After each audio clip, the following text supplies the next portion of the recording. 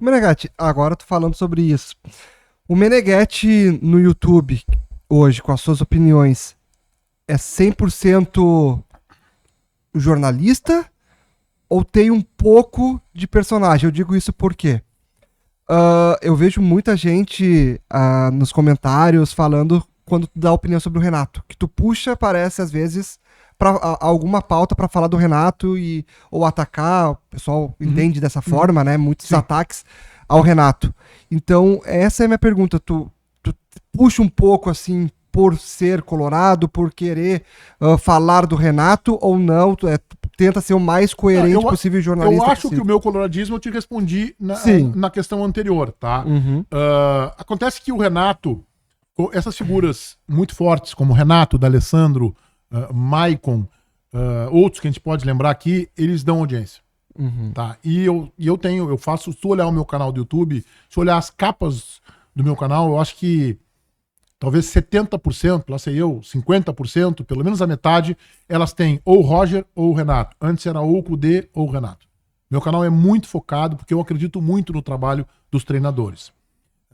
Eu realmente eu tenho essa marca, este estigma de que eu pego pesado com o Renato, e eu acho que eu reconheço isso, mas eu pego pesado com o Renato, eu pego pesado com o Guerra, eu pego pesado com o Alessandro Barcelos, eu pegava pesado com o Kudê, entendeu? Então, a mesma régua que eu uso para criticar o Renato, eu uso para criticar os demais treinadores que passaram pela dupla, ou os dirigentes. O Brum, eu critico muito o Antônio Brum, eu criticava muito o Felipe Becker, o presidente Barcelos. Hoje mesmo eu fiz uma crítica da Mate Raiz ácida com relação. Quando a Zero Hora fez essa semana uma matéria, vejam a minha leitura do fato. A Zero Hora fez uma matéria assim, essa semana. Eu não vou lembrar o nome do não sei se foi o Bortoncello.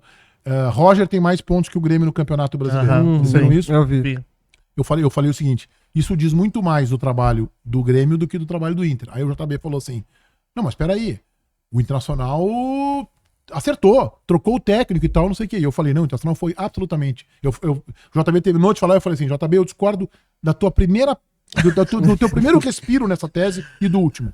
O Internacional teve retardo para tomar a decisão. O Inter deveria ter demitido o Eduardo Kudê e o presidente Barcelos foi incompetente quando ele perdeu o Campeonato Gaúcho, que o presidente na eleição dizia que era a prioridade do ano. E 2 semanas depois de perder o Campeonato Gaúcho para o Juventude em casa, ele empatou com o poderoso Real Tomayapo.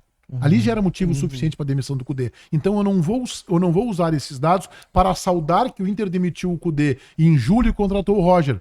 Eu vou usar esses dados para criticar a campanha do Grêmio. Porque a campanha do Grêmio é horrorosa no Campeonato Brasileiro, como a campanha do Inter é horrorosa neste ano.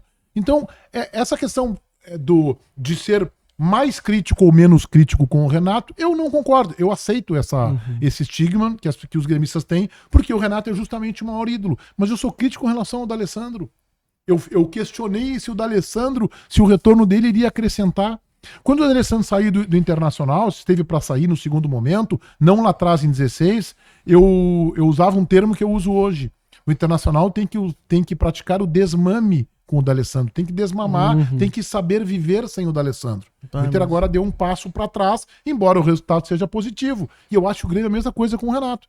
Eu até defendi outro dia, o Bagé ficou indignado comigo, que eu não acho que o Renato tenha que sair do Grêmio agora no final do ano.